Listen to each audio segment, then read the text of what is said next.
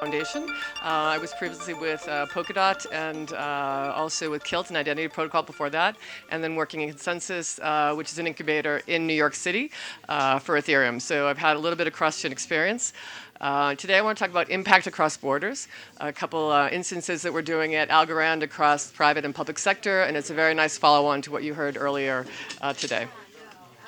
So, the typical pitch, we're better, faster, stronger than every other blockchain, but there are some really interesting things and features within Algorand that make it something that we are in some ways built for purpose. We are built to a very low transaction cost, high speed, and this really comes into play when we want to work with NGOs, nonprofits, because obviously speed and price are at a premium, so to speak, with these types of partners. And also, just a very quick history of where we've come from since 2019.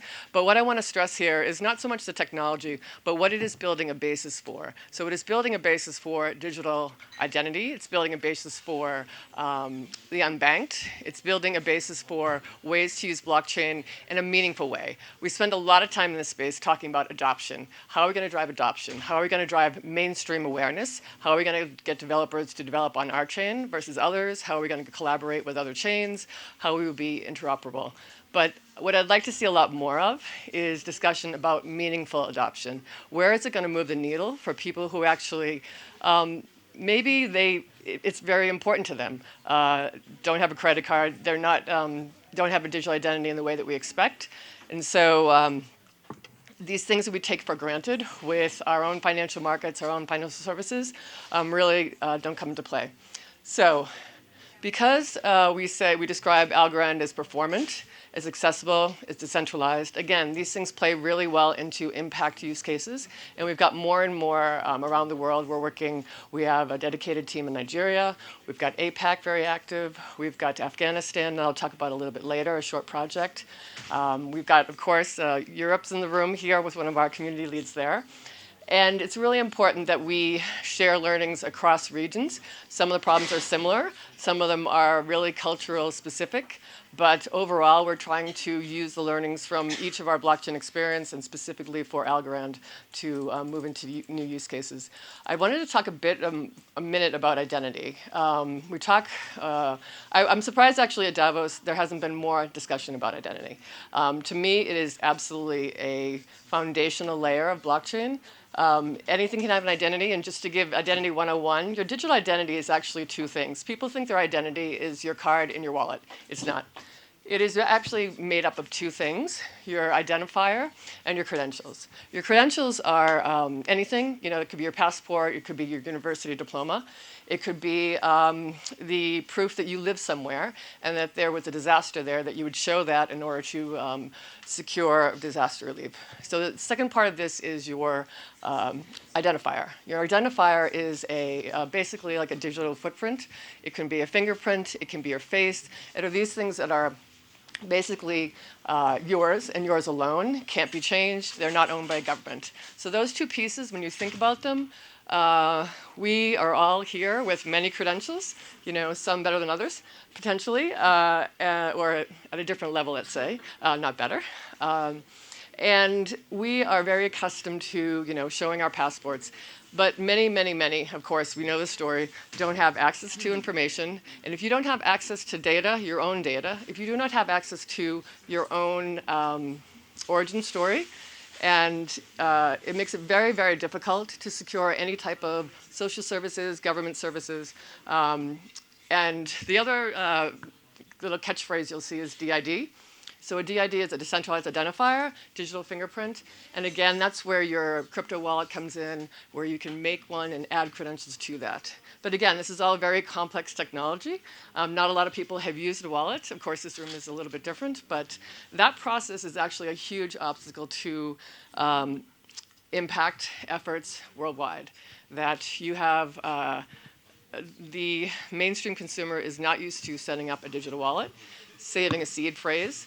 Where are they going to save it, right? They don't have a safe necessarily. So how can we work within these parameters to still provide digital identity and impact initiatives that really resonate on the ground? So at Algorand, we focus across a couple of different mission and themes. financial inclusion, social impact, and sustainability. And then the tools we do that are our partnerships, including GBBC. And we also, thought leadership, being at Davos, Consensus, we try to have a mix of different government, state, lobbying. We really want to be out there talking to the decision makers.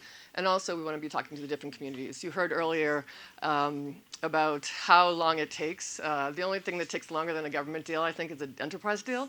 And so you really need to factor that in. And many startups are not, they're not used to that type of pace, right? So they're used to iterating quickly.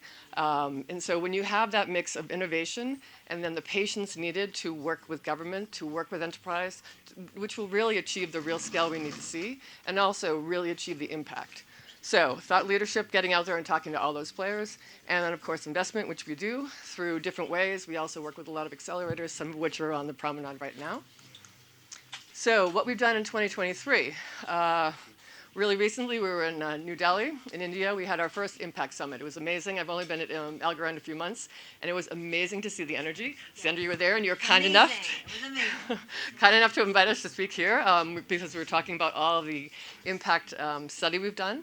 And what was interesting is we had both on stage and then we had a dev track. So what's also critical as we're building these initiatives is the developers in the region. There's no one more passionate about solving the problems in their region are the young people who live there, right? Who live it every day, who've come a million miles from their parents and their grandparents. So we're really trying to do a side-by-side developer workshops. We have them in Nigeria. We had them over New Year's Eve. Next to are literally in Nigeria, Plateau State. December 26th or so, we had a dev track, and then in the evening we were meeting with policymakers, and they're very interested in looking at blockchain for traceability, land registry, identity, social services, you name it. NASCOM, we've got a couple of India partnerships here, SIWA, and then UNDP, which is going to do a blockchain academy with Algorand. We're launching in 2024, and that's critical. Again, it's trying to push the education downwards into the real people who make the decisions. There'll be about 200,000 educators within UNDP who will learn a little bit more about blockchain and how we can use it for impact. And I have to tell you, from being at Kilt, which is an identity protocol, the last 2.5 years, the first thing we did was start with identity, which is why I gave you a little one-on-one. But you really can't do enough education in this space because, again, we still, get a bad rap a bit. It's changing, we're coming out of crypto winter, but again, you have to keep explaining to people why blockchain is important. It's a technology. Yes, crypto is a piece of this, but it is really game changing, and we have to give it a little time. It's still early, but we're all impatient. Sorry. Okay, really quick.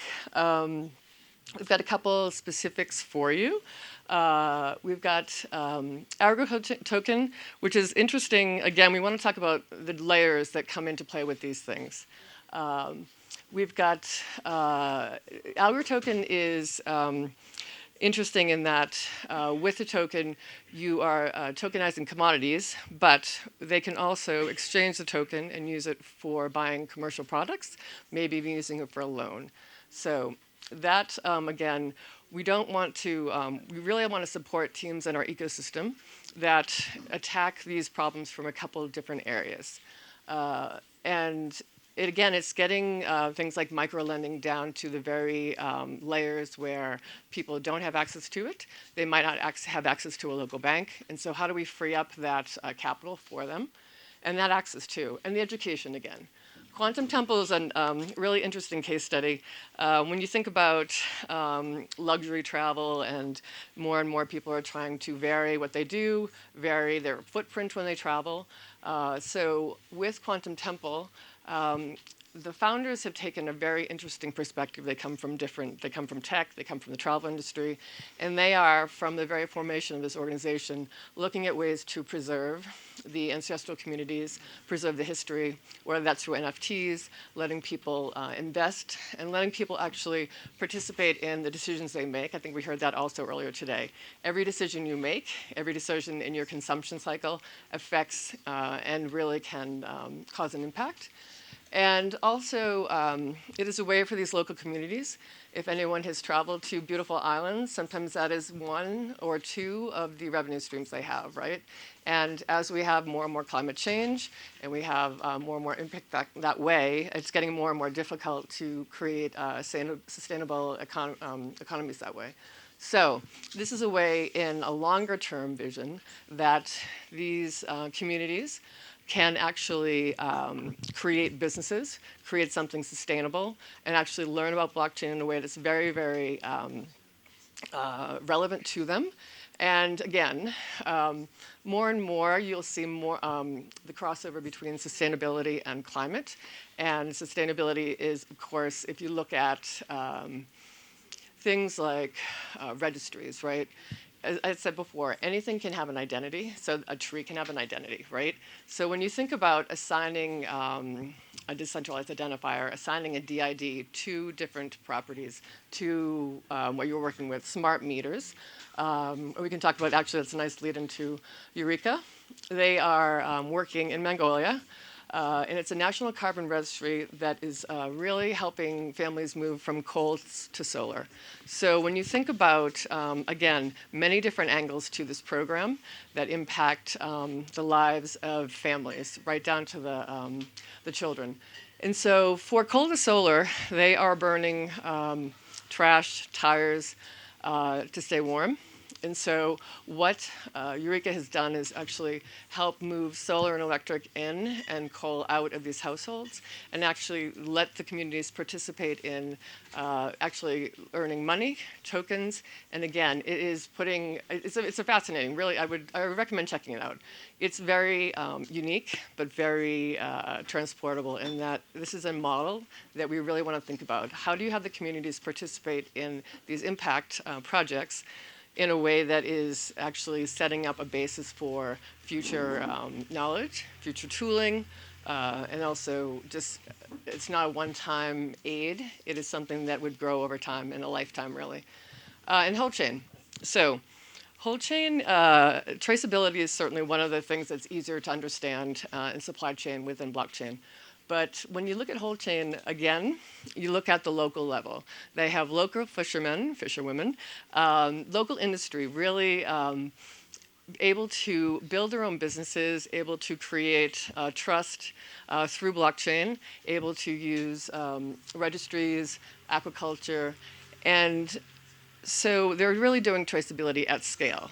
And when you look across all the different industries they work with, medical cannabis, again, is one of those interesting things where more and more of these small business owners are now able to show the origin, the provenance of their products and where they've come from, and also where they're going. This is also becoming quite a big thing in luxury cosmetics. Everyone is trying to, from a business point of view, show that they're sustainable, show that they're green. But from a local perspective, it makes a big difference to be able to show where you've grown something, what the ingredients are.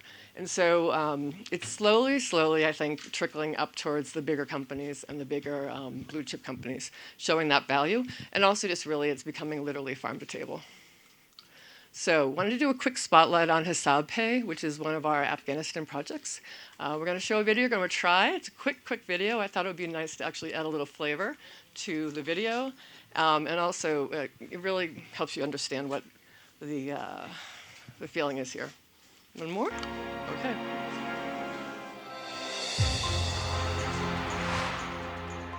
ما حسابی را به خاطر حل این مشکلات ساختیم.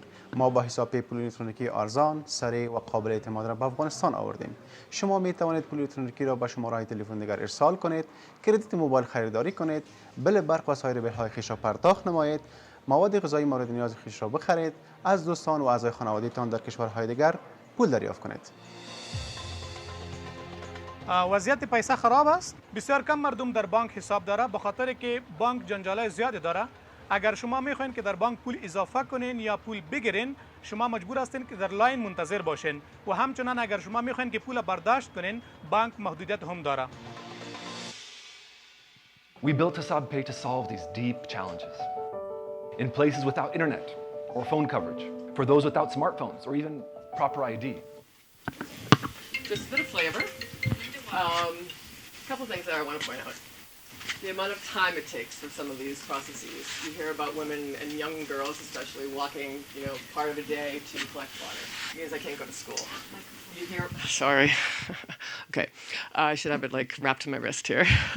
The time is valuable, right? We all think time is valuable, but when you're walking all day, can't get to school. And it sets up a whole pattern of lack of education within a family. They talk about standing in lines for their local vendors, right? They might not have a bank that they work with. What happens when you're spending all the time in the day? Who else is taking care of your kids? Also, are these lenders reputable? Will you have a true record? Will you? The other piece here is, to set the stage, 30,000 foot. We've talked about the numbers before. We've talked about the basic scope of these issues, but it rolls down to lack of food, lack of employment, lack of liquidity. And again, climate change is driving a lot of this into a dire situation. We've got drought, global food prices. All of these things are really culminating in a food crisis you heard earlier from World Food Program, which is also one of our partners. And also lack of liquidity, so very localized banks, shortage of physical currency. And to get back to the time, we're walking around here this week. We're running late for meetings, and when you think about the difference in what something like this could make, when they have access to a bank account, when they have access to something that can actually be in their wallet or on their card and actually represent their earnings. So Hisab Pay is one of the first payments programs in Afghanistan that's interoperable. I'll explain about that in a minute. It's used widespread across the region. And if you look at the numbers, it's really, the adoption's incredible. And again, it's a very light application. It's a very easy process, very easy to use. All these things are critical. And we think that, digital wallets are difficult to use, but when you think about folks who don't have phones, who might be using a feature phone, it has been built for all types of use cases. And again, that's why we're seeing the numbers and the take-up. So very quickly, you can send back and forth, use a QR code. It's very flexible in format. And unfortunately, if you've been in the digital space at any time, I was with New York Times and Wall Street Journal websites for a long time, usability and developers don't necessarily go together. So it is so critical that you have to start from who is the user, what are their tools, what is their knowledge base, and how much education will it take to get them to be able to benefit and profit from your project. So, very successful. Also, it gets right down to, are these women skipping meals? No. So we really are excited about this project. They're going to be expanding to other countries, and we really want to see more of these use cases happening in the next year. So I mentioned before, the developer piece of this is very, very important. We need people developing systems that actually meet the needs of their community, and so that's going to be a big focus for us in 2024. So thank you very much, and I appreciate your time and being here. Thanks.